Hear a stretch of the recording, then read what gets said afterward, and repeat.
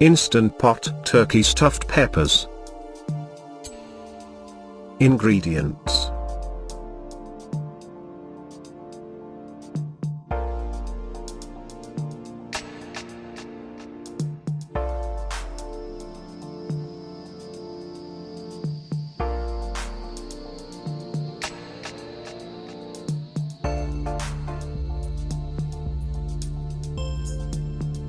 How to make it.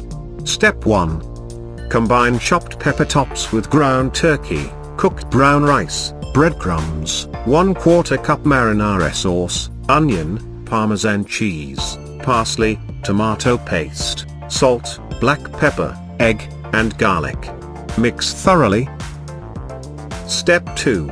Stuff about 1 cup ground turkey mixture into each pepper. Pour 1/2 cup water into bottom of Instant Pot. Place a rack in the pot, stand stuffed peppers upright on the rack. Cover each pepper top with 2 tablespoons marinara sauce. Cover and cook on high pressure 15 minutes, natural release. Open the lid, top with mozzarella cheese, and cover until cheese melts, about 2 minutes.